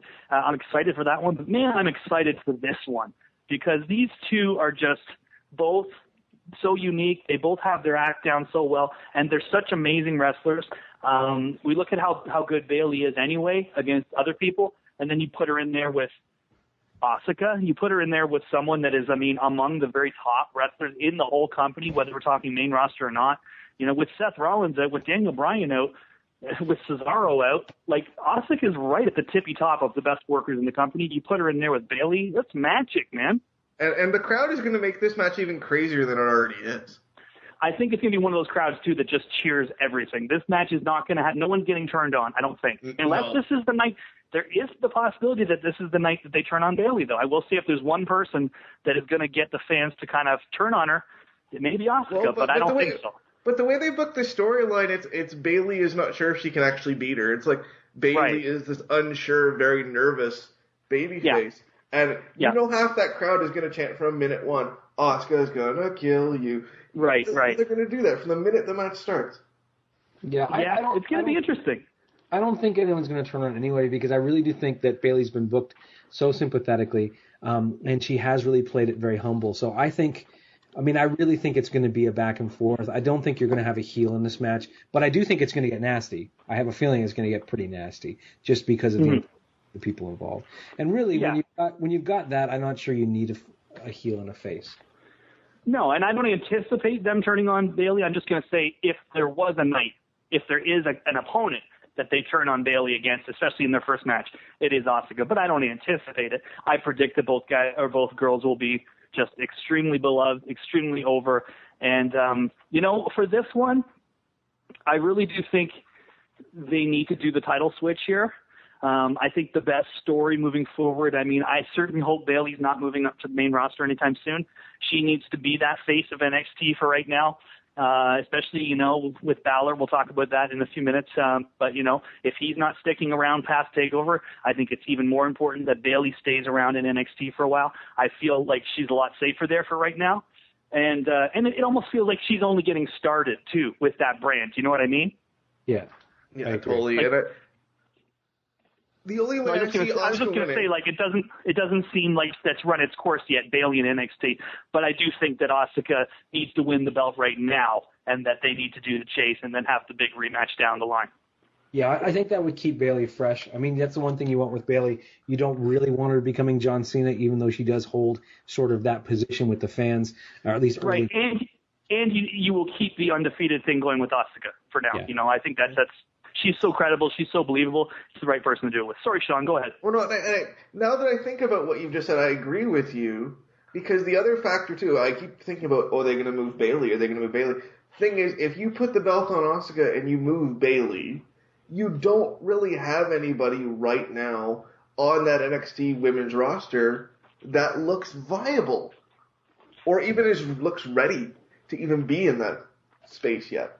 So you have to keep Bayley there. If you keep building Asuka up as being undefeated and unbeatable, then it just gives you such a great story down the road. And when Bayley does come back and take it from her again, which I do believe will happen. So I'm fine with them doing it now and giving Asuka a run. And I'd love to see Asuka as a heel, to be honest, down the road. Oh, yeah. So this is a good time to get her over as a face with the blessing from Bayley, and then we mix it up down the road. Well, no, and I agree. That makes sense. I just question, as long as you don't move Bayley up on Monday, I think you're fine. Yeah, I don't think. Yeah, that's my I just think there's a lot of legs in Bayley and in the vignettes of Bayley being the sympathetic thing and doubting in herself and being I really started to get confident there after a while. I really started to feel like I was the best woman in NXT, and now I don't believe it anymore. That's a pretty good story, And when they do decide to do an Asuka heel turn too, when you're ready for it, she'll be an incredible heel. Yeah. Look, let's move over. Sorry, did we get our predictions on that? Who did we predict? Did anyone make their prediction? I'm predicting Asuka. Yeah. What about you, Sean? Yeah, I would agree. I think it's going to be Asuka too. after our discussion, I'm gonna agree with both of you on that. I think that's probably the way it goes. Look, we need to talk about this match, even though it's not the main event. It's probably the one that we're the most excited about. Sami Zayn against Shinsuke Nakamura. Did anybody see the promos this week? Yes. Oh, they looked good. Yes, I did see the promos online. Do you find it ironic, after all the political maneuvering earlier this last summer, that all the footage of Nakamura came from Pro Wrestling Revolution and not New Japan? Yeah. It was Rev Pro. Rev Pro, yes, Revolution Pro. Doesn't surprise me at all, because they have a relationship with Rev Pro. They've been doing qualifying matches for this Global Cruiserweight Series. And by the way, just on a very quick side note, I did hear a few of the names today that are confirmed for the Global Cruiserweight Series. I think they released the first 9, but a few of the big standouts, Zack Sabre Jr., from the UK, also from Pro Wrestling Noah, also from Rev Pro, also from Progress. This guy, hands down, greatest technical wrestler on the planet, Zack Sabre Jr. You've probably heard the name for years now, and it's sort of become this bigger than life name that you hear, and you wonder, well, what's this guy all about? You're going to see this July, because he is confirmed and he will be a part of the Global Cruiserweight Series. So very excited about that, and everyone else should be as well. You're going to get your first probably exposure to Zack Sabre Jr. Also, I do know Rich Swann is now confirmed, which is great. Rich Swann is one of my favorite things about NXT right now. And also legendary Dragon Gate wrestler and complete nutcase, Akira Tozawa, has also been confirmed. So these are some big names, Johnny Gargano as well. So, geez, it's a who's who so far of the guys that they're announcing. So we'll have to keep our eyes peeled to see who else is going to end up being involved. But, yeah, I mean, for this match and them using all that footage, the Rev Pro, it's just they already have a relationship with Rev Pro. There's already footage of Nakamura in Rev Pro. So it just makes sense. It's just easier. It's an easier deal to get done, should I say. Well, the New Japan deal is a little bit strained. Right, it's cheaper, too. It's also a lot cheaper to use that footage. Yeah. I'm just glad that they're not shying away from established international stars, that they're not just bringing guys in that they can mold without a history. So, I mean, it is very exciting to see them really reaching for the best guys. And I mean, it opens up, the future of cruiserweight or whatever they decide they call them going forward, that style of wrestler. So super exciting. Oh, yeah, definitely. It's going to be some really good wrestling coming in July. Well, also with the Super J Cup. So, but as far as this match goes, the crowd is going to be eating out of his hand. I haven't seen this guy for months. It feels like, it's been an eternity since I've seen Nakamura. So it's just such an exciting thing. We're only a few hours away now from him coming out, and the reaction in Dallas is going to be enormous. It's probably the most anticipated match among hardcore wrestling fans of the whole weekend. So I predict a classic. And for everybody tweeting, this new song that I've put up on SoundCloud, you can go and download it now, called Nakamura, as retweeted by Dave Meltzer. Thank you, Dave, very much for basically quadrupling or even more the number of plays in the last 48 hours since we put that song up. But check it out, SoundCloud/LukeForceMusic, Nakamura. Big things happening this year. Going to be putting out some more music, but first things first, a tribute to Japanese wrestling and the King of Strong Style in particular. So, again, SoundCloud/LukeForceMusic. Download it now. Check it out, people. It's a fantastic song. The match itself, guys, I mean, I don't think there's any way Nakamura's losing. I'm not sure what that says for Sami Zayn, although I'm assuming he can take a beating in this match and put on a great show at Mania. Really double duty for Sami. He's going to be awfully busy over the next couple of days.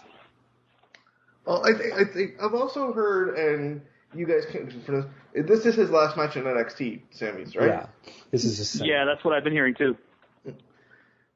So I think they treat NXT like a real territory. So I think Nakamura goes over, but it's going to be a classic and it's going to be awesome, and people will be crying and standing and thank you, Sami, and all that stuff.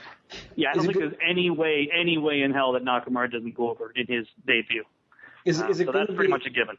Is it going to be a crazy over-the-top Nakamura entrance, or are they going to take it easy on the fans and bring him in a relatively low-key entrance, just knowing that he's going to get the huge... Oh, no. It's going to be big. Yeah. It's going to be big. It's not going to be a low-key entrance. Unfortunately, for those that have been tweeting me, no, my song Nakamura is not the new theme song of Shinsuke Nakamura. So I was holding out hope. WB can still call.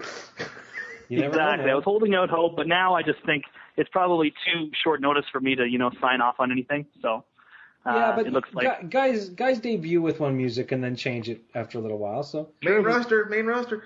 We just need time. We just need time for it to cultivate, man. Let's just keep it moving. And again, thank you, Dave, so much. When I put the song up, by that night it was up to about 64 plays, and I thought that was cool. Then Dave retweets it, and then I look back a few hours later, it's up to 324 or something like that. So thanks a lot for that. Also to other people, Chris Charlton of Japanese Audio Wrestling, who retweeted it as well. And a lot of people have been very helpful. Rocky Romero got at me about this song.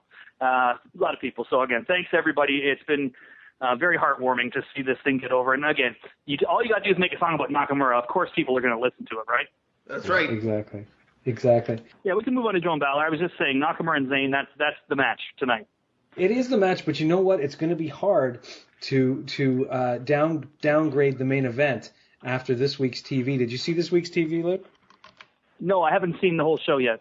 Good This Lord. week- The pull apart at the end of NXT between Joe and Balor was pretty intense. What did you think about that, Sean? I thought it was crazy. The only thing that messed up for me, and I don't know whether this is an NXT issue, because it's a taped show, I noticed a lot of silence, but that could be just the editing issue on their end. But I'm like, it was awesome to see the fight. I don't know whether it was supposed to portray like it's so intense the fans are like, or is it just bad editing and it's just silent while they brawl? No, it's not bad. It's not an editing thing. You got to remember how these shows are recorded. They're recorded old school. They're recorded like you used to do, where you would record hours and hours and hours of TV in one night.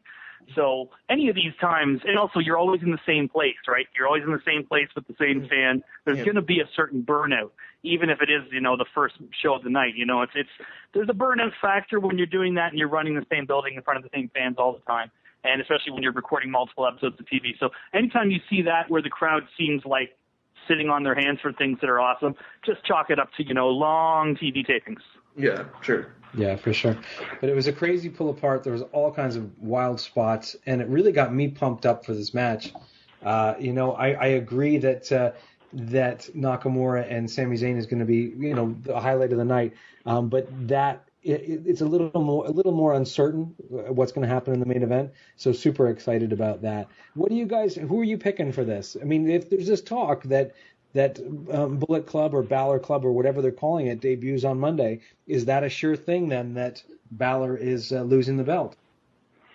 It's not a sure thing, no. But I do think whoever is not the NXT champion at the end of tonight will be moving up. So whether that means Joe's moving up and he loses, or whether that means Balor loses the belt and he's moving up, I think that one of these guys goes, and it's going to be the guy whose shoulders are down for 1, 2, 3. So my prediction, I know what was said, and I know that it was initially a plan to have Gallows and Anderson more exclusively on NXT right now. But I just think that the Bullet Club thing, they really wanted to buy the Bullet Club name. I don't know if you guys had sort of read up on that or had sort of come across that. They really wanted to buy that copyright from New Japan, and the deal just didn't get done. So I think that they have pretty big plans, at least for the short term, at least until they see something they don't like, of having, this big group come up and sort of be a force to be reckoned with on the main roster. So I wouldn't be shocked at all if Balor loses tonight and shows up with Gallows and Anderson on Monday. No, I wouldn't be. I don't know where, but it's Raw after Mania. You do big things after Mania, so I just think it would make sense. Well, the other thing I found really interesting, did anybody see, I want to say from 2 weeks ago, there was the Edge and Christian show where they openly acknowledged the Bullet Club and just put a little graphic that said the Bullet Club is not affiliated with WWE, and put a big picture up of 10 guys that were all in the Bullet Club at the same time. Yes. So, could they find a way around the copyright? Yeah, and I think they will by calling it Bulletproof or by calling it Balor Club or whatever they're going to call it. But I mean, they're not going to come out there and call it the Bullet Club and wear Bullet Club shirts. No, I'm not saying that, but clearly they have a plan to do something. But if Balor loses the title tonight and shows up on Raw, does this mean that he's no longer going back to NXT? Because how in the world can he lose such a prestigious title and not go back and have a rematch? I guess I shouldn't say that. They've had Sammy move back and forth. They had Owens move back and forth a little bit when he made the move. So do you figure that's what's going to happen, or do you figure that he's just going to walk away from NXT and be main roster going forward? Well, the thing is, too, I mean, if he goes back and does a rematch, he's going to have to lose again. Yeah. So it's kind of one of those things. He might be better protected to just bail, after the Joe match tonight. And then they rebrand him on the main roster. And the more I think about it, I mean, you've got Gallows, you've got Anderson, you've got Devitt. One would think you probably need a fourth guy in there to, really make this a force to be reckoned with, which again leads me to think that probably AJ will be involved with that. So I don't know how or where or why or not why, but where they're going to be positioned, who they could be getting involved with come Monday night. But the more I think about it and the more you think of those sort of big shake-up moments on Raw the night after WrestleMania, I think this is a pretty good one. I think there's a pretty good chance of it happening. So, what about the idea of a very over AJ leading Bulletproof against a heel Roman Reigns? Sure. Hey, I like it. You need something for Roman, man. You need something for Roman immediately after WrestleMania, and you've already got sort of, like this authority thing. You can have other things go on, too. I mean, the Usos definitely need a freshening up. The Usos are ready for a new coat of paint, in my opinion. They've got the talent. What about putting them with Roman Reigns in the authority? Too. That works, too. Yeah. That would... Then you're rebuilding just to have some kind of backup. But then aren't you just rebuilding SST version 2? Yeah, why not? Yeah, you can do that too. Why not? You could have them get a theme made by the Booyah Tribe. Why not? Yeah, that works too. Yeah, okay. Now that we're booking Monday night. Right. So, So, Sean, that's not a bad idea at all. Because, again, one would think that the Bullet Club is going to be pretty over the night after WrestleMania if they come. They're not going to be treated like, oh, you're bad guys and you're doing a gang beating on somebody. Well, they're going to probably get cheered like crazy. Okay, even if the TV announcers try to take them away, the crowd in Dallas won't. Yeah, the Bullet Club is pretty damn over with those hardcore fans, and that is the traveling audience, right? So, yeah, I like your idea, Sean. Thank you very much. So I'm going to go with Joe. You're going to go with Joe? I think it's time for Joe. And certainly with what you're saying, I'd be comfortable with that because I think Balor's going to do fine on the main roster whenever he comes up. Right. So I'll go with Joe too. And Sean, are you going to make it unanimous? Yeah, I'm going to make it unanimous, but I do have one question. What is the status of Joe's contract? In terms of... Not running out or anything. No, but I mean in terms... Wasn't there some weird thing about he signed an NXT contract and not a WWE deal or something? Some weird... Yeah, but that happens all the time. And they just basically bring you in and have you sign a new one. It's like very much like what you see on Breaking Ground, Okay. Like, I mean, guys are constantly having their pay change and stuff like Kevin Owens when he came up to the main roster. It was basically a whole new deal, a whole new contract, different money. That's what people don't get to. Besides, say, Shinsuke and I don't know who else. That NXT money compared to that main roster money is very different. You're talking about a real gap there. So they have to restructure those contracts when guys come up because, again, it's just nobody would work the main roster for the money they get in NXT. Well, that's the way that NXT should be built, though, if it's a feeder system. You're not going to make max money in NXT. Well, and you're not traveling. That's the thing. Like, they do a little bit now, but for the most part, you're in Orlando. You live in Orlando. Shinsuke just got a new pad in Orlando, so he's now, stationed out of there. And I do think, one way or another, whoever wins this match tonight, I think the show goes off the air with Shinsuke coming down and doing the stare down with whoever wins the belt. What do you think? Well, Nakamura and Joe makes me a little bit drooly. Mm-hmm. I don't think they're going to waste any time. He's not going to be in NXT that long, so I think they're going to position him right at the top away. You get one NXT title match out of him, and he goes to the main roster, likely to, or even a couple. But I just think that very first night, you don't have to be like, well, let's build them up slow. It's like, nah, let's just have them come out at the end of the show and do a stare down with whoever's in the ring. I think that's the way to end tonight's show. But that's just me. Are we drooling over the prospect of Nakamura and Joe, though? Yes, literally, yes. holding at the mouth? Dude, Nakamura Joe or Nakamura and Balor. Nakamura and anybody. Nakamura and Chad Gable. Give me that. Is it just me giving Joe kind of a mythological credit here, or do I feel like even if Nakamura is still on Japanese style, that Joe's going to be the right guy to put him in with, that he'll be able to handle it? I think Joe can pretty much take it. So if Nakamura needs to get used to the style, I think in against Joe would probably be foolproof for him. Oh, yeah. Samoa Joe's been in the ring with Kenta Kobashi, so I think he'll be okay with Nakamura. He can handle it. All right. Well, listen, guys, I think we've covered this whole crazy weekend of wrestling, the biggest weekend of wrestling of the year, at least if you're in North America. And I feel a bit better about it than I did going in. I'm even more excited about the NXT, and I have a bit of a sunnier outlook on at least the main event matches of WrestleMania. So I would say thank you guys for lightening my mood a little bit. Guys, any final thoughts before we head off while we listen to Luke's Nakamura track as we head out? I'm just going to say that despite the lackluster television build, this WrestleMania could be better than expected. Yeah, I think so too. I think on paper, but yeah, I think it could work. It's going to be a good show. It really is. I don't think there's any way around that.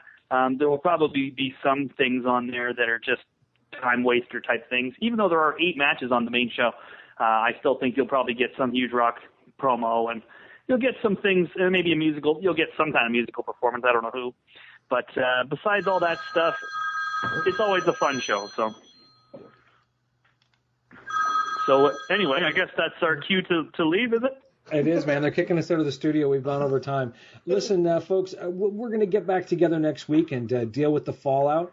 But let's say goodnight then to my co-hosts, Commissioner Sean Cunningham and the Grime Minister Luke Force. Luke, can you send them off with one more plug for your song? And I think we need to listen to it on the way out. Yes, and it will be on iTunes next week. But for right now, if you want to download my new track, Nakamura, tribute to the King of Strong Style, who will debut tonight in just a few hours at NXT TakeOver in Dallas, go to SoundCloud/Luke Force Music, and you will see Nakamura, the song, as retweeted by Dave Meltzer, up there right now, and you can download that, listen to it in your car. Let's get pumped up. The King is coming to town tonight. Are we all ready for the party that is WrestleMania weekend? I'm ready. Yeah, you guys ready? Are you ready for this weekend or what? Are we ready to do this? I'm feeling all right. I'm feeling good, boys. I'm feeling good. I'm feeling I can handle it. Let's keep our fingers crossed that things play out at least as well as we planned, if not better. And we'll touch base in just a few days next week as we do the wrap-up. Good night, guys, and let's listen to this great track as we go out. And from myself, from the Commissioner Man and Shotgun Shan, peace, love, and Shanzi. Tell them the rest. Wrestling, audio, revolution. But I swear I'm Ico Pro, come wellness test me. Special with this delivery, plus I Jones like SD. But this ain't nothing Vince's, we taking miles from inches. Back to the lab again, back to the curb kin. Enter his Coliseum and face the body maker. Strong style. Here, keep on going, go Shizaki. Shots to the little homie, we call him Yoshihashi. The way I shine, make cats green like Sho Tanaka. The way I shine, make cats green, Yohei Komatsu.